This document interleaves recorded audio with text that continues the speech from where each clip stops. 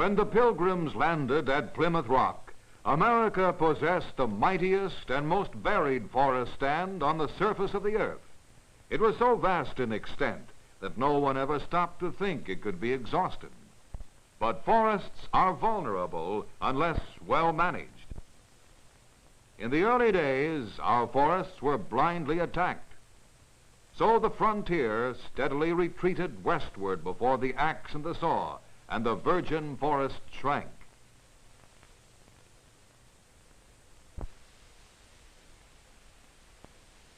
Forests are also vulnerable to fire.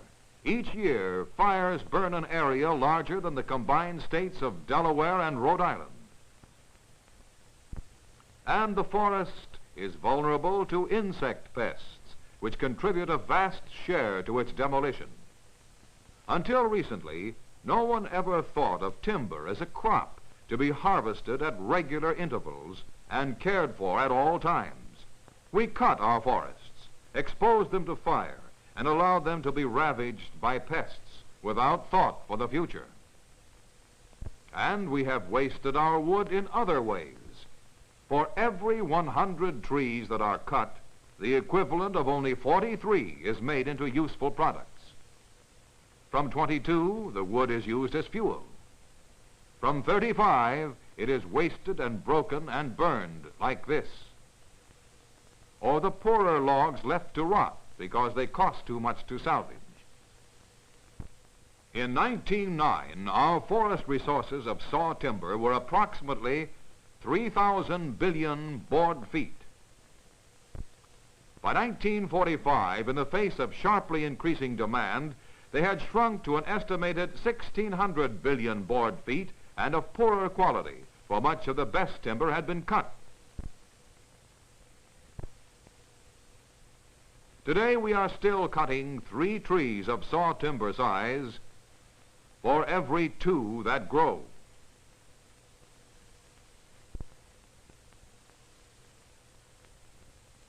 Yes, our forests are disappearing, leaving in their place such land as this. Let us look at the price we pay for mismanagement of the forest. We know that the most important product of the forest is water. What has this mismanagement done to the nation's water supply? Here is the difference between the forest and land that was once forest until it was cut bare. Those murderous red gullies may mean a serious water shortage for some city 1,000 miles away. For this land has lost the roots and leaves that protected the soil and absorbed the rain. Now the rain, unchecked, runs off, carrying the soil away. First, the rich topsoil with its absorbent humus built from the dead leaves and roots of the ancient forest. And when the humus is gone, the coarse subsoil follows. And now the river runs gray with silt torn from the slopes above. When rivers such as this enter a natural lake or a reservoir, here is what happens. As the current slackens, the soil particles slowly fill the reservoir. This reservoir once supplied a city. In our country today, there are many such dead reservoirs, monuments to man's mismanagement of the forest. Brutally damaged as the nation's timber and water supplies have been, it is not yet too late. Fortunately, wise men, both in government and in industry, are taking steps in the right direction. The intelligent forester always makes provision for the future. For example, he may cut his forest in sections, leaving around each open space a good stand of trees to scatter seed and keep the ground moist.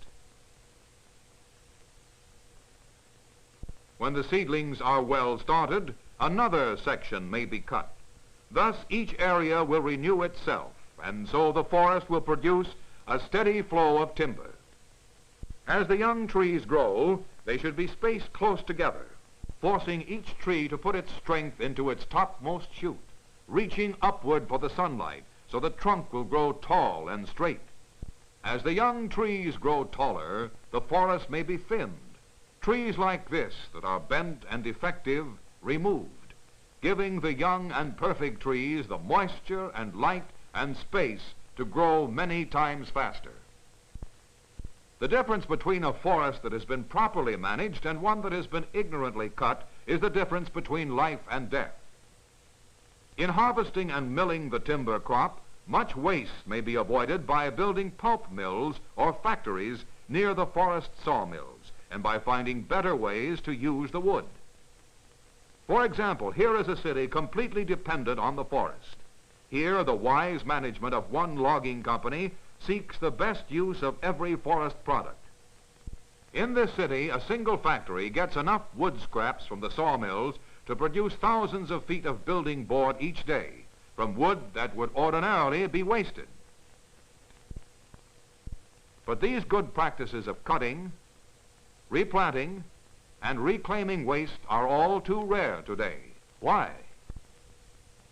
Government studies show that the forests are divided like this.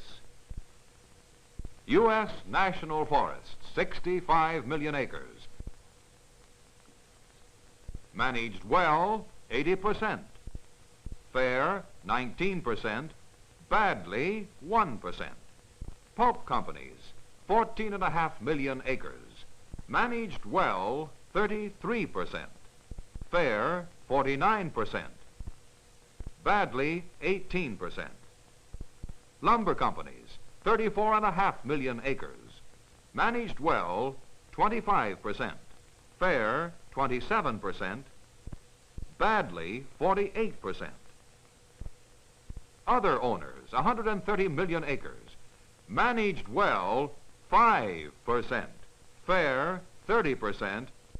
Badly, 65%. 123 million acres of farmland.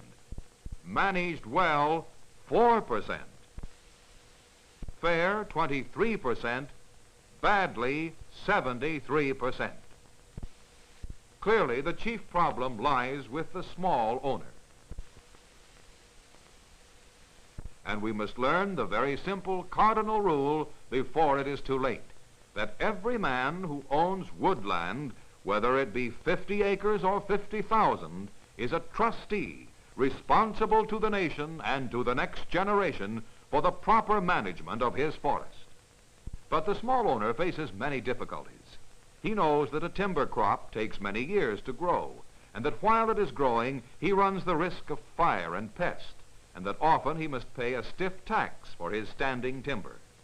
But worse than this, he often lacks the knowledge, or the money, or the time to manage his forest scientifically.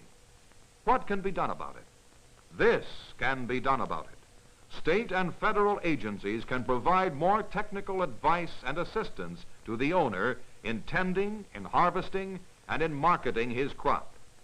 Young stock may be made available for replanting at lower costs. A federally sponsored forest credit system for long-term loans should be adopted along with federal or state insurance against loss by fire and pest. Fire protection can be increased and all phases of forest research strengthened and expanded. But above all else, education and demonstrational services must be provided.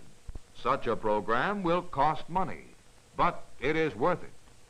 Not only for the small owner or the lumber and pulp companies, but for everybody in the land. You have the right to life and water. So has the man who makes his living from the forest, fashioning its products for your service.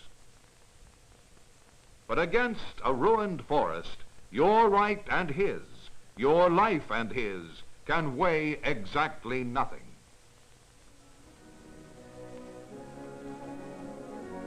For the nation's timber, the nation's water, and the nation's strength depend upon your living forest.